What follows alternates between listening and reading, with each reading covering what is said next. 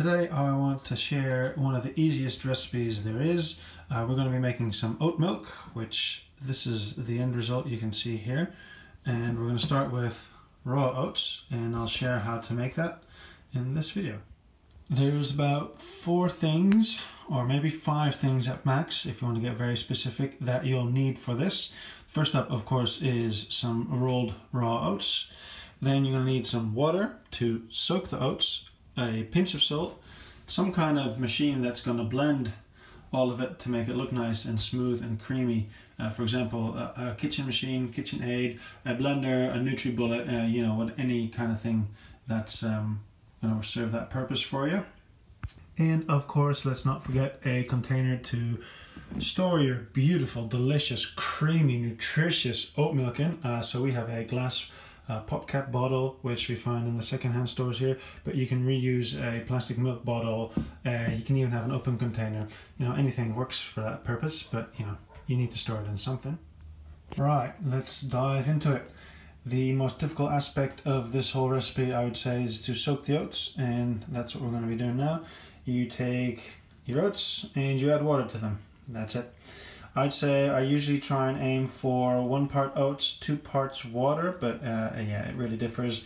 I don't really do measurements, so this is going to be probably as much as it is. Give it a good stir in a minute to make sure that all the oats get soaked under water, and then let it stand for 8 hours, maybe overnight.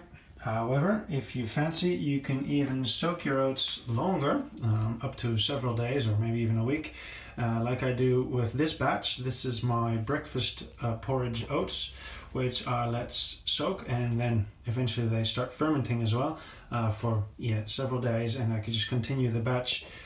You can use this as well for your oat milk.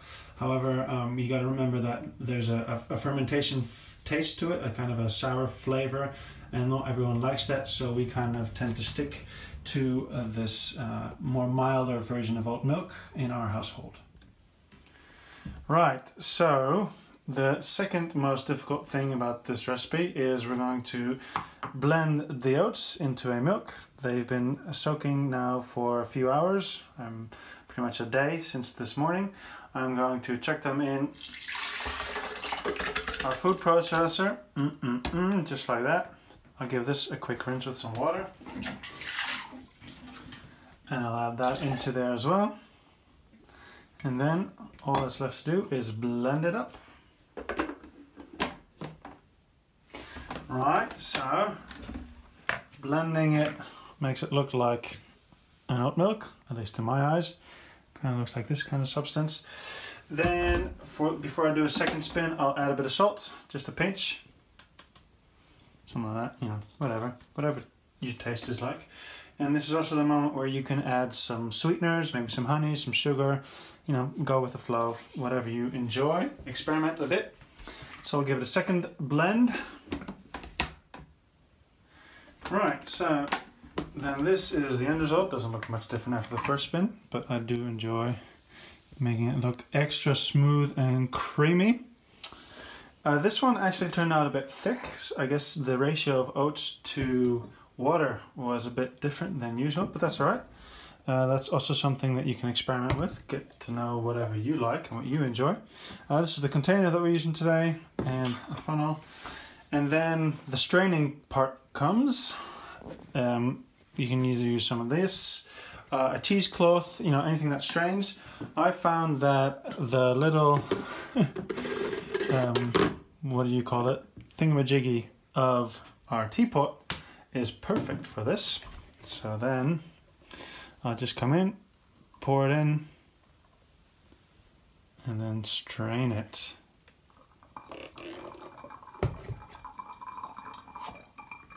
Just give that a second.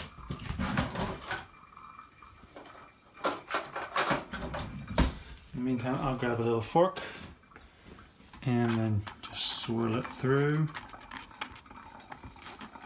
Get the most of it through.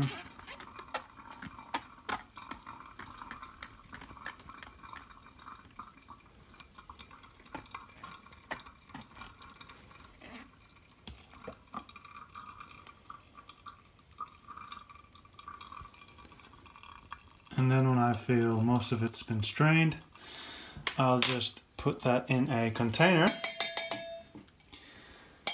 And the leftover fibers and, the leftover oats, or what's left over of the oats, will go into my breakfast tomorrow morning.